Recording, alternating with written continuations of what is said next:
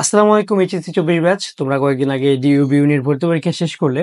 এখন তোমরা অনেকেই প্রশ্ন করছো, তোমরা মানবিক বিভাগ থেকে তোমরা যে ক ইউনিট বা গ ইউনিটে ভর্তি পরীক্ষা দিবে, সেখানে তোমরা কিভাবে পরীক্ষা দিতে পারো? সো তোমাদেরকে নিয়ে একটু তোমাদের এইসব ব্যাপার নিয়ে কথা বলার জন্য ভিডিওটা নিয়ে আসছি আজ। খুব তাড়াহুড়া করে ভিডিওটা বানানো হচ্ছে। সো তোমরা যারা মানবিক বিভাগ থেকে এই ইউনিট যেটা আছে সেখানে যে পরীক্ষা দিবা, সেখানে তোমাদের জন্য সিট আছে মাত্র 51টা। ঠিক আছে? সো এখানে পরীক্ষা দিলে তোমার ধরো যে মানে খুব ভালো পজিশন করতে হবে, তা না হলে কিন্তু তুমি ভর্তি হতে পারবা না। তারপর দেখো তোমার এখানে তুমি যে এই 51টা সিট, এই 51টা সিটের বিপরীতে তোমার কি কি সাবজেক্ট আছে সেগুলো যদি আমরা দেখি, এখানে আছে তোমার গণিত বা ম্যাথ, স্ট্যাটিস্টিক্স বা পরিসংখ্যান, জিওগ্রাফি বা ভূগোল, সাইকোলজি বা মনোবিজ্ঞান। এই যে চারটা সাবজেক্ট তোমরা এগুলো পাবা। তার মধ্যে তোমার গণিত আর যে পরিসংখ্যান, সেখানে তোমার তিনটা তিনটা করে সিট রয়েছে।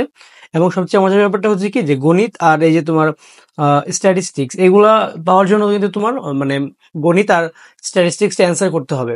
সো আমাদের যারা মানবিক বিভাগ থেকে আছো, তোমাদের কিন্তু ম্যাক্সিমামই গণিত বা স্ট্যাটিস্টিক্স তোমাদের এইচএসসিতে ছিলই না। সো তোমাদের জন্য এই সাবজেক্ট পাওয়াটা একটু টাফ। তারপর জিওগ্রাফিতে সিট আছে 20টা, সাইকোলজিতে সিট আছে 25টা। সো যাদের বি ইউনিটের চান্স মিস হয়ে যেতেও পারে, বা তোমরা যদি এখন ধরে নিচ্ছ যে তোমরা ফেল আসবে কোনো একটাতে, সো তোমরা কিন্তু চাইলেই এই দুইটা সাবজেক্টের জন্য এই এই ইউনিটে ভর্তি পরীক্ষাটা দিতে পারো। হ্যাঁ, তো এখানে তোমরা অনেকে আসছো যারা শুধু ফর্ম ফিল আপ করে রেখেছিলে, তোমরা ইভেন জানো না যে ভর্তি পরীক্ষা এখানে কি কি আসতে পারে। হ্যাঁ, তোমার এখানে এই ইউনিটের জন্য অ্যান্সার করতে হবে টোটাল 4টা সাবজেক্ট। এর মধ্যে হচ্ছে বাংলা, ইংলিশ আর যে আইসিটি, এই তিনটা সাবজেক্ট তোমাকে হচ্ছে মাস্ট অ্যান্সার করতে হবে। ঠিক আছে? আর এই তিনটা সাবজেক্ট বাদ দিয়ে তুমি যা যা অ্যান্সার করতে পারো সেগুলো হচ্ছে কি ম্যাথ অথবা স্ট্যাটিস্টিক্স বা জিওগ্রাফি অথবা ইকোনমিক্স অথবা মনোবিজ্ঞান। এই পাঁচটার মধ্যে তুমি যে কোনো একটা অ্যান্সার করতে পারো। তারপর যদি আমরা আসি আসলে কত মার্কসের পরীক্ষাটা হয়, সেখানে আমরা দেখবো এমসিকিউতে টোটাল 60, আর আমাদের যে রিটেন সেখানে কিন্তু 40 আসে।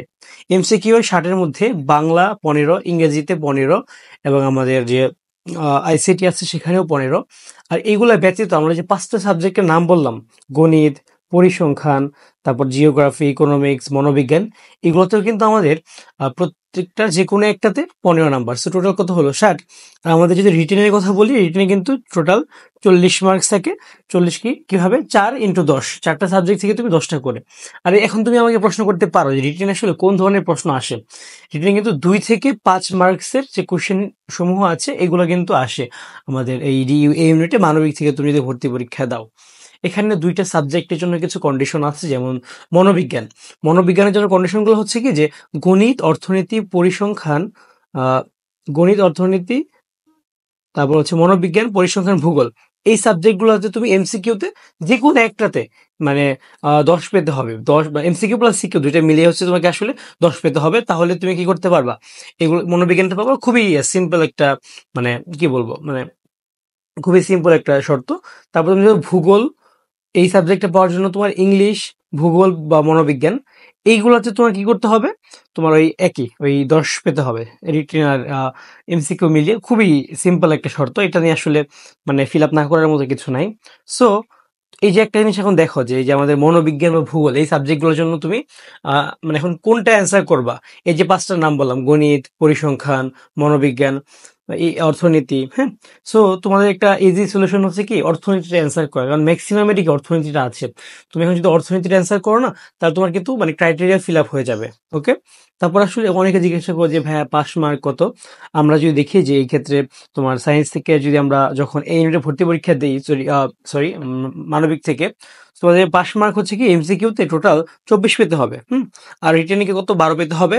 24 আর 12, কিন্তু দুইটা মিলিয়ে তোমার আবার 40 পেতে হবে। ঠিক আছে?